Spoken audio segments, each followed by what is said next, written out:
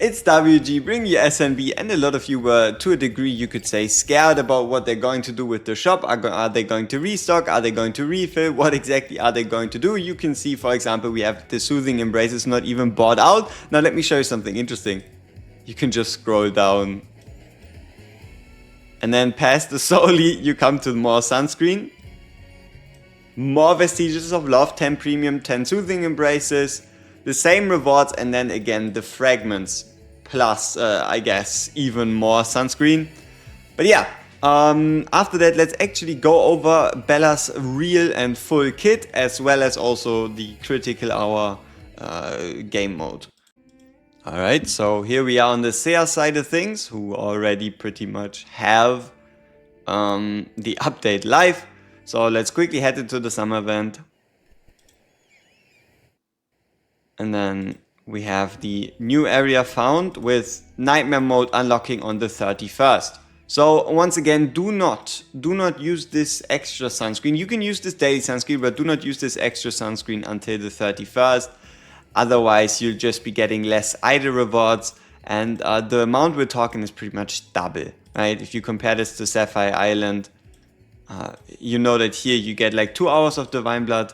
On the last, on the Nightmare stage, you'll be getting, 4. And then also these items you can pick up. It didn't say new area found for no reason, because you can now go up to 24 items. So for those of you curious and looking for more items, that is possible. Here we have the banner called the Promise in the Wind. And important here, timed vessels unavailable after the event ends. You have your free daily herald, so I guess we do the free daily herald.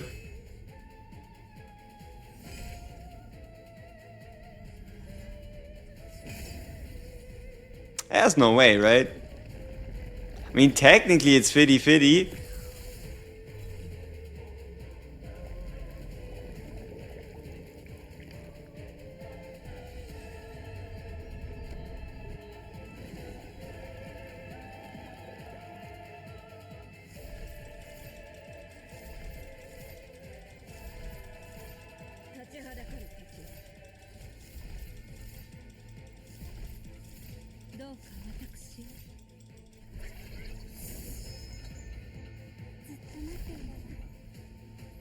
I need that kind of luck on my main account, man. Alright, so yeah, Fleeting Bella secured. As you can see, it's not that hard. But most importantly, let's actually go over Fleeting Bella herself. So let's see. Okay, BP wise, we are in like the middle-ish ranges. You see how she has 20,853. Lorelei had 20,900. So they're all pretty close together, besides I guess one outlier in Harty at 21,383. And then maybe T Amy. Everybody else is in around that 2,800 to 2,100 range. But enough of that, let's actually go over it. Because I do have a suspicion that getting copies of her is more valuable than of other characters because of the way her kit works. But alright, let's look at max talents and then look at base talents and see what we can learn. So when you don't possess someone, which happens only during the ultimate, you restore 5% of max HP to her per second, which means after 20 seconds you're full. While you are possessing, you purify the ally, which means you get rid of the debuff or control effects every 5 seconds, which is not as crazy an interval, I guess. And then Fleeting Bella becomes untargetable during ultimate as well as 6 seconds after, so she'll at least restore 30% max HP after she possesses. Then you have 150% magic damage, but that's irrelevant. And then when the battle begins, applies Tide with Blessing to allies on the left and right for 15 seconds. You heal these units for 90% of your attack. This is max level, we check out low level, but 90% of your attack. Tide with Blessing transfers automatically to allies whose HP is below 40%, or to those without the Blessing to have an even lower HP percentage, which means overall you're like perma healing 2 people at the same time. Here, Fleeting Bella heals this unit every second. Her healing will automatically transfer to allies with lower percentage who do not have the Blessing. And then now the all-deciding one, you could say, the ultimate. It costs us 4, and you transform into Ginocchio. Ginocchio, I don't know.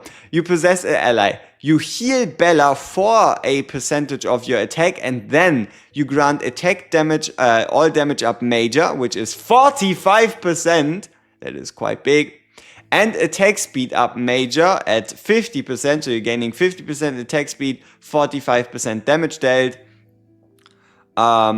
For 20 seconds. Then you grant the 2 stacks of Tideburst Blessing to the ally with the lowest HP percentage. Again, the same shenanigan with the healing here. And then possessed allies attack increases by 25% of Fleeting Bella's base attack. Which means the higher Fleeting Bella's attack, the higher the damage that your possessed unit will deal. When the possessed ally deals damage with the basic, Fleeting Bella consumes 3% of her max HP to deal 120% attack magic damage to the same target, and this can be triggered once every 0.4 seconds, and the possession lasts for 20 seconds. But there is no way to prolong the possession. So talent stays the same. Right here you're going down to 60% healing rather than 90%. And then here we have the only change being how much Bella gets healed herself, because she consumes her own max HP, as you can see right here. And then how much damage she extra deals, but it stays at 25% attack. So this is one of the reasons why I want to say that getting copies of Bella is more valuable than getting copies of Lorelei. Because for Lorelei, you'll be able to pretty much get enough value out of this basic attack to set people to sleep, as well as also right here the ability to teleport behind the selected target, inflict a sleep, and then also this like 11 seconds extra sleep. But it's not really bound upon copies. Still, as bound on copies as this sounds, keep in mind that it is only just base stats. It is just base stats that stay the same no matter what. Like for example, how this wrestler would always gain 102 attack no matter what, right? So the most important part is still base level, then you have affinity, then you have gear, and then you would get to Spirit Siphon. But yeah, so this is how she works. I'm very interested in her, and we'll at minimum try going for three extra copies. Obviously the more the better, but you never know what fate gets ya. See ya there. I guess we see each other in a guild coin related video first, but see ya there.